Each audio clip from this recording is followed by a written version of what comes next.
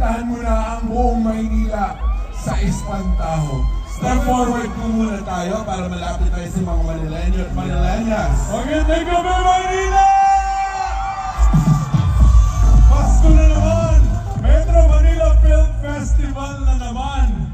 At isama nyo kami sa plano nyo ngayong Pasko. Espantaho! Ngayong darating na Pasko! Magkita-kita po tayo lahat sa sinihan. Maraming salamat, JC Santos. Ngayon naman, pakinggan natin, may trivia ito. Mula sa unang Metro Manila Film Fest down to the 50th edition, the one and only Miss Chanda Romero!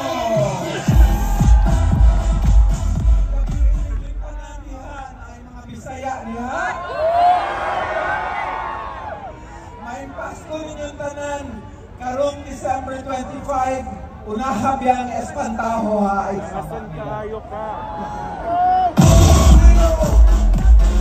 At ito na, please welcome Miss Lorna Tolentino. Gabi po sa inyong lahat, iniimbitahan po namin kayo na sana po ay panoorin ninyo ang Espantaho, I Love You Too. Para po ito sa buong pamilya, paiiyakin at tatakutin namin kayo. Pero pati bata po pwede. Kasi maganda po ang tema ng aming pelikula, pagmamahal, pagpapatawad, pamilya, puso.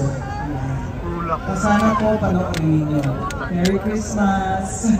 Lorna Tolentino, Manileño at Manileña, sabay-sabay nating palakpakan the Queen of Philippine Soap Opera, Judy Ann Santos!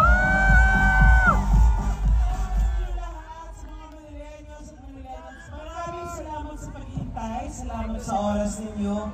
Merry Christmas! December 25, palabas na po ang Espantaho. Isa pong pelikula magpapa-alpit sa inyong mga puso, pero mananakot pa rin kami. December 25, tandaan po ninyo Espantaho. Of course, rented by none other than Chito S. Rondo. Thank you! Merry Christmas! Espantaho! At bago tayo umalis, merong hatid sa inyo ang MMFF Executive Committee and Philippine Postal Corporation. Tawagin natin sila, Attorney Artist. Pinangunan siyempre ni Attorney Artist kasama at ng mga executives at Ona. Nandiyan din siyempre ang ating mga MMFF executives, Luis Carlos, Wen Reyes, and our Yusek Frisco San Juan.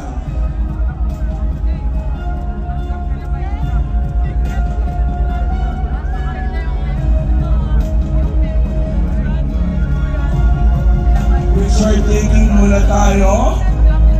Maraming sabay-sabay nating panoorin ito.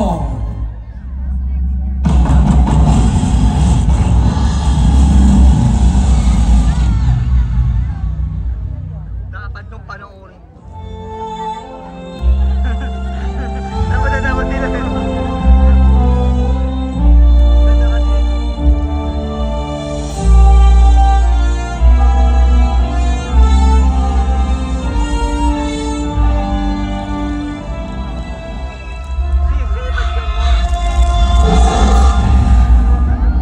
Maawaing Jesus ko, lingapin mo ng mahabagin mong mga mata ang kaluluwa ni Pablo.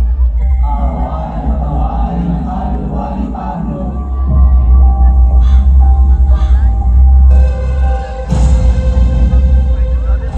Anong ginagawa ng mga legal na yan dito?